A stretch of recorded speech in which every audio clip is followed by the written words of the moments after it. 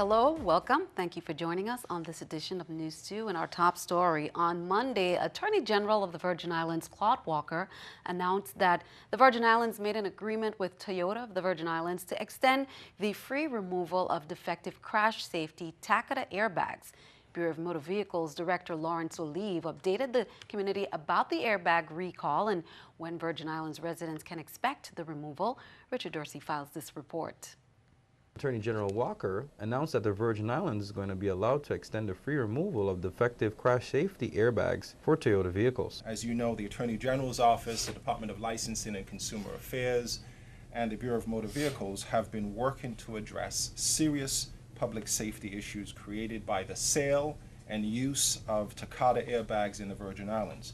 My office filed a lawsuit against Takata and Honda.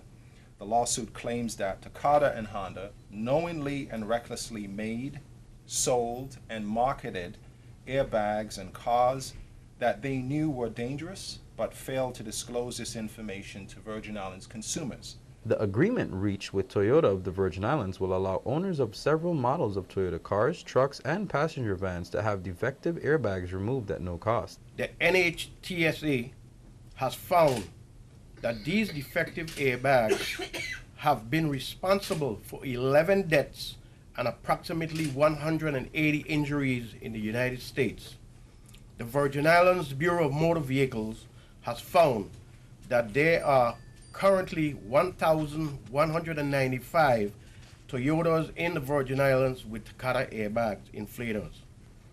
Toyota will conduct a repairathon in the Virgin Islands to remove faulty Takata airbags at its dealership in St. Croix on February 3rd and 4th, and its dealership in St. Thomas on February 11th and 12th.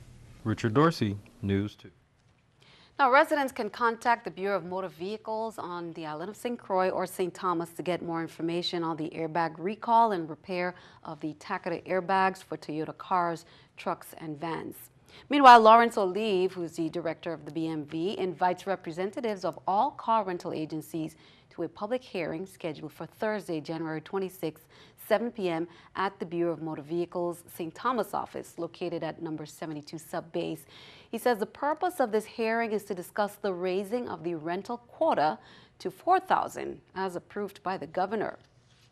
Well, it was a welcome event with dancers, music, and more. A vehicle traffic change that was implemented by the Department of Public Works, partnered with Tourism and Government House. DPW officials say the changes were effective.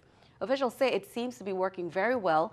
Some businesses on the western end of Main Street have been severely affected due to the ongoing construction project. And to remedy this problem, Public Works had agreed to allow a trial run of one-way traffic from the stoplight in front of the Market Square.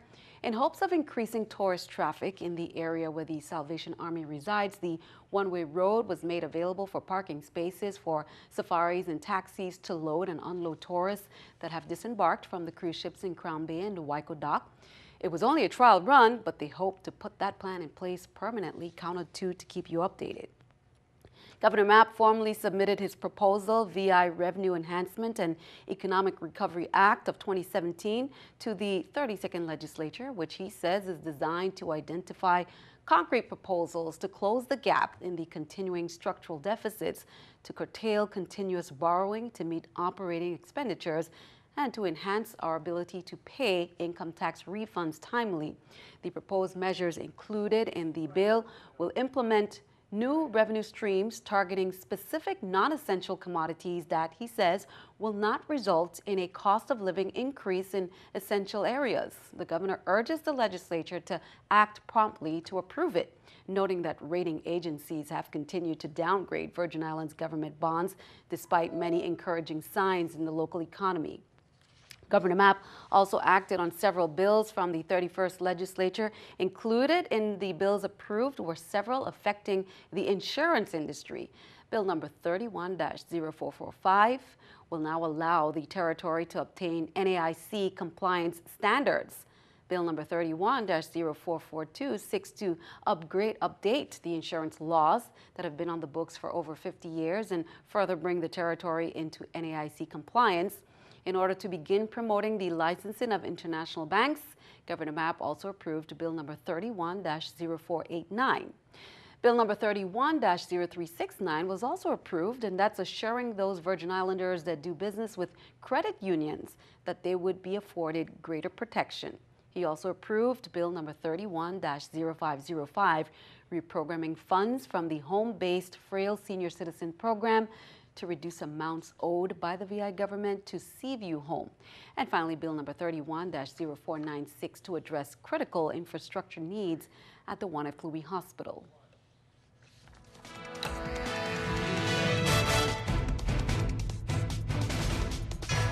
Turning our attention to crime reports, police say on January 23rd at approximately 9:06 p.m., officers were notified of shots fired by the 911 emergency call center in Ross Tarnenberg in the vicinity of Shalvamali High School. Here's more. Upon officers' arrival, 2 Hispanic male individuals were discovered lying on the dark roadway by the bushes. The EMT medical staff made an observation of the victims, and there were no vital signs and were confirmed dead. The investigation is ongoing, and the VIPD is asking the community for information on solving these crimes. Meanwhile, on January 22nd at approximately 3:50 a.m., officers were on mobile patrol in Northside Road and noticed a vehicle stopped on the side of the road on St. Croix. They heard the vehicle idling and investigated. They then realized the driver was sleeping. When the window was rolled down, they say a strong odor of marijuana emanated, and officers noticed what appeared to be remnants of the marijuana on the driver's lap. He was asked to exit the vehicle. A search was completed, and a white substance, which appeared to be cocaine, and a small caliber weapon were located inside the vehicle. The driver is 32-year-old Charles Richards Jr. He was then secured without incident and charged with unauthorized possession of a firearm. In more police report, police say on Monday, January 23rd, officers interviewed the victim of a carjacking incident in the vicinity of Red Hook. The victim stated that as he was walking in the area of Red Hook in the vicinity of the fruit stand, a masked male came running towards him with a gun pointed towards him. The victim further explained that the male ordered him to get into his vehicle as he pointed the gun at him and directed him to drive to his residence. He continued by stating that when they arrived to his residence, the male took his jewelry, his wallet, and an undisclosed amount of cash. The male was then ordered to drive him to the area of Brooklyn Road, where he ran in an unknown direction. First-degree rape was reported in Estate Freed in Hoy. The Virgin Islands Police Department is currently investigating that rape that occurred on today, Tuesday, January 24th, at approximately 5:25 a.m. The female victim explained that as she was leaving her residence to go to work, an unknown black male ran up to her and pointed a gun to her head. She further explained that he forced her to walk away from her residence and sexually assaulted her. At this time, there are no suspects regarding this incident. Please call police if you have any information that can assist at any of the numbers right there on the screen. Now, upon hearing the news, CAPA representatives have scheduled a community action meeting. They are calling on residents from the East End, Friedenhoy, Red Hook, Nada, and surrounding areas to attend and discuss the wave of unsolved crimes, they say. That meeting will be held at Montessori School Auditorium at 6:30 p.m. You can call 513-4041 for more information. Again, that's 6:30 p.m. Montessori School at on Monday. Well, the news has been out that former President Barack Obama traveled with his wife to the British Virgin Islands for a vacation, arriving at the territory's TB Lettsome International Airport there with some officials on Monday aboard the Sir Richard Branson's plane, and will be staying at the billionaire's Necker Island. The news was reported by several international media outlets, including BET Online, People.com, and the Daily Mall. A photograph of the couple above right there with their arms stretched out around immigration officials and local police commissioner appeared all over social media after their quiet arrival. They were then taken to a waiting motorcade to be taken to a nearby boat to complete their journey to Branson's private retreat. Michelle Obama was earlier seen boarding Branson's Falcon 900EX at Palm Springs International Airport on Monday. Her husband wasn't seen boarding the flight, but Tom Nolan, the airport's executive director, later confirmed that the former president also departed Monday morning, but it's not clear whether the couple left together.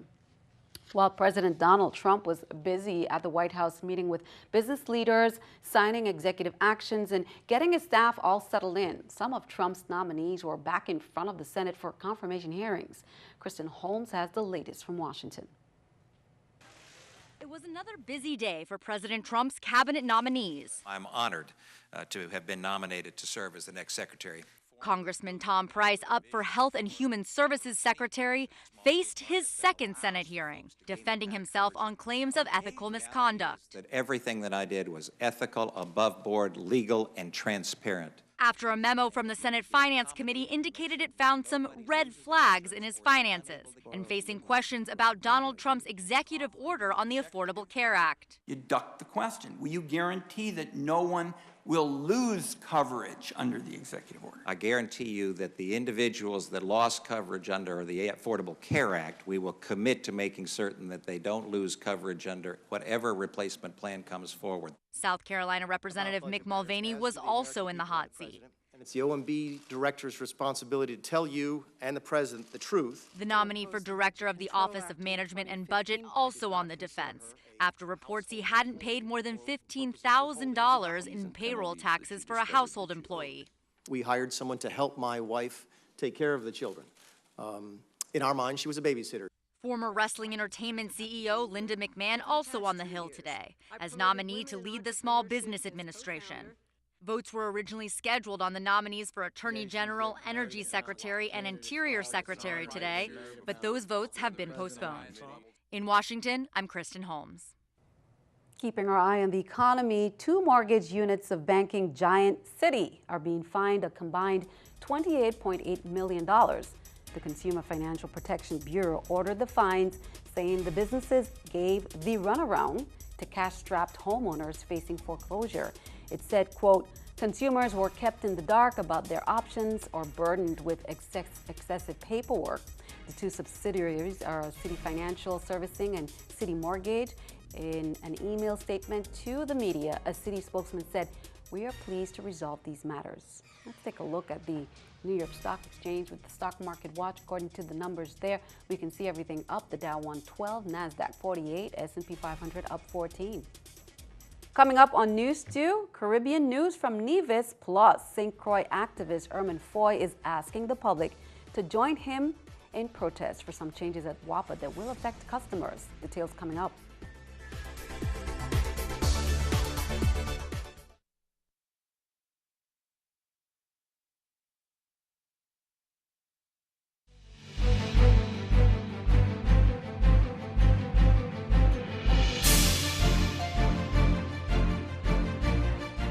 Turning to Caribbean news, in NEWS, the Ministry of Agriculture is preparing for opening day and plans are progressing. That's according to the Permanent Secretary of Ministry, Eric Evelyn, for the 2017 Agriculture Open Day. Here's more.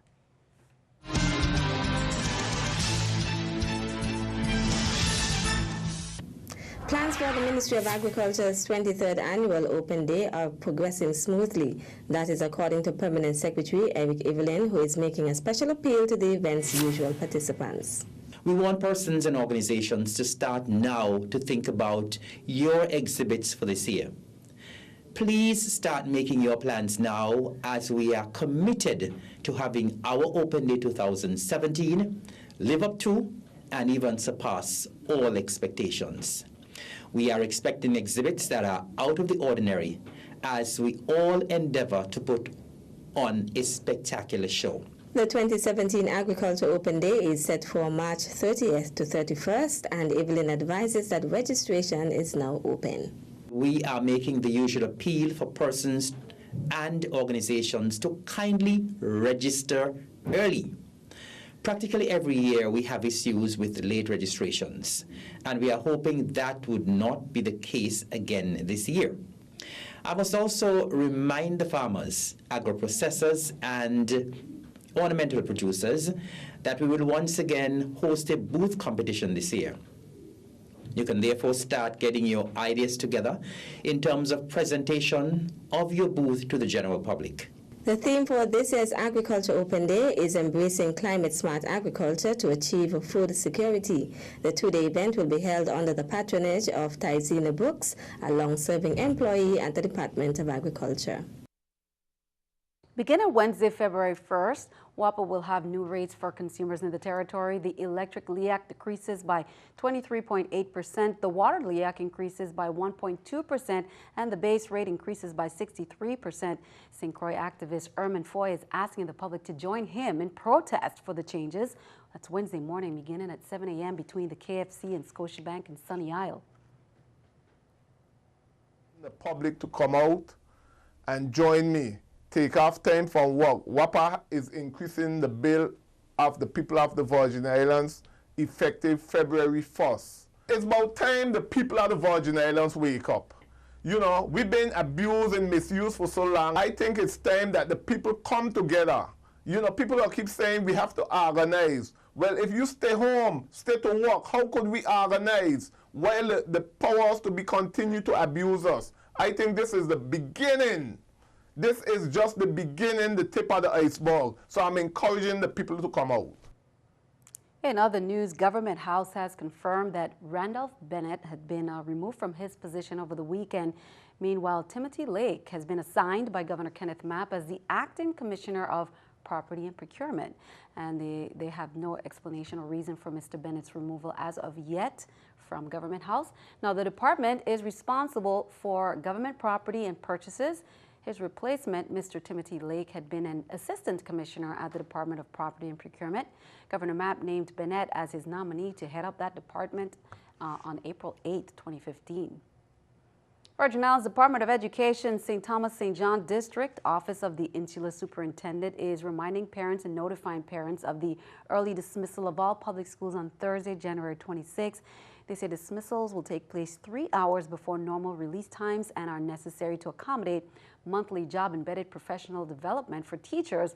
Lunch will be served before students are released, and buses will be dispatched to schools to transport students to their normal drop-off locations. School will resume at normal time on Friday, January 27th, and those are the release times right there.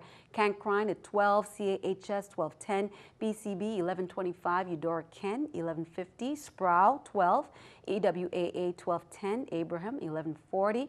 Alamalla 11:40, Dober 11:45, Janie Twitt 11:35, Joseph Sibley 11:30, Lockhart 11:45, EBO at 11:45, Gomez at 11:40, and Yvonne Bowski also at 11:40.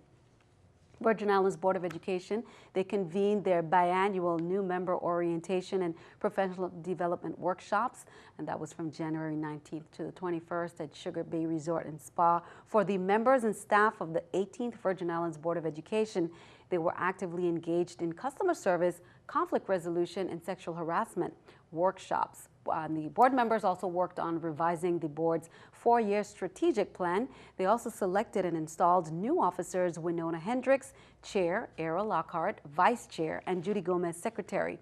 The board received a bequest in the amount of $450,000 from the estate of Rahenia A. Gabriel to fund scholarships from Edwin Hatchett and the attorney Carl Purcell to provide those scholarships. Finally, Board Chair Hendricks advises the newly elected board member James Provost has been designated by the Executive Committee as the board's liaison for St. John residents.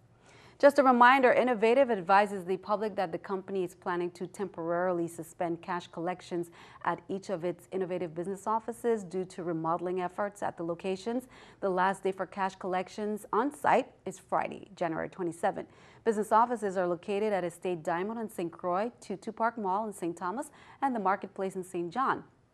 Innovative takes this opportunity to remind customers of the additional 8 payment options right there that are available for customers' convenience: pay by phone, pay online, pay at the bank, pay by mail, pay by Dropbox, auto pay, and a phone call to the customer service, recurring direct debit, all options.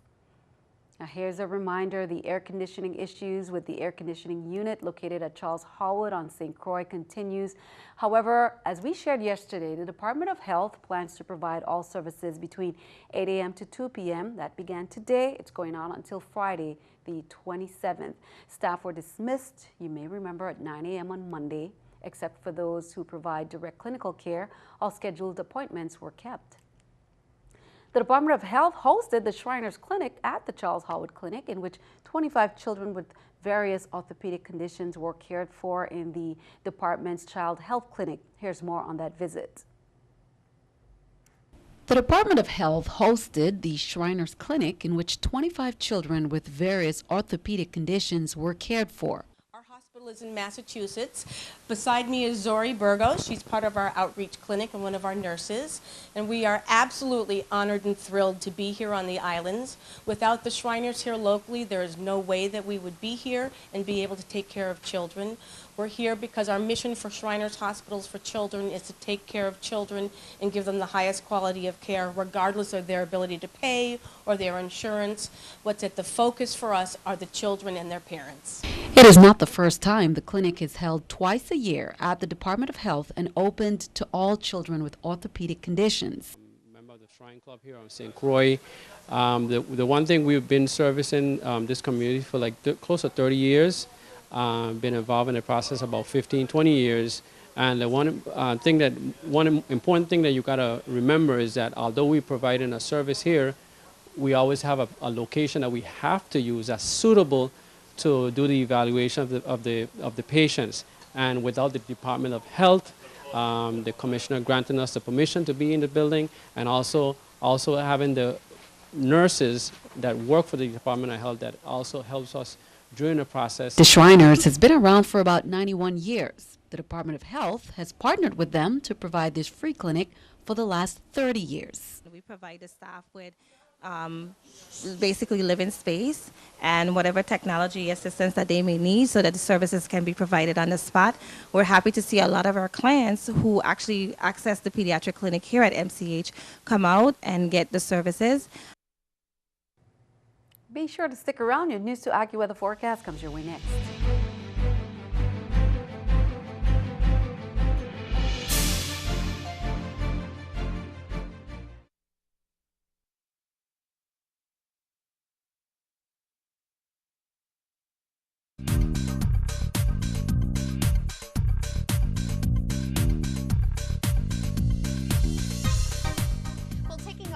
Our current satellite, we are right in the mix for the tail end of a cold front. Our satellite showing it right here. The majority of that held off over the Atlantic, but this cold front going to begin to shift down over the Virgin Islands, making its way over the islands for tomorrow morning. Now you can tell that as we get to the end of this front, the clouds really beginning to break up. It's going to begin to dismantle itself as we head over the next couple of days. So for us, just a couple of spottier showers.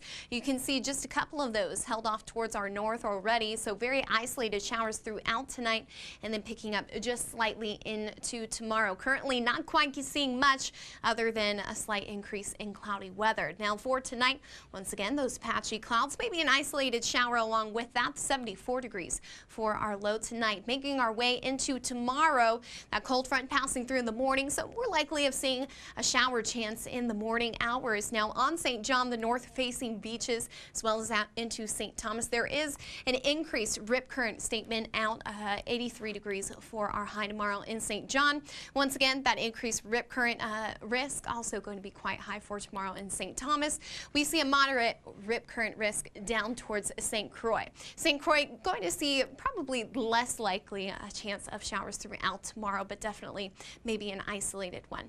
Out on the waters, things looking pretty good other than those rip currents of 4 to 6 feet for our waves. We have those winds turning out of the northwest, 10 to 15 knots, and basically the Caribbean very similar, though we are quite calmer, 2 to 4 feet, and winds out the north, 10 to 15 knots.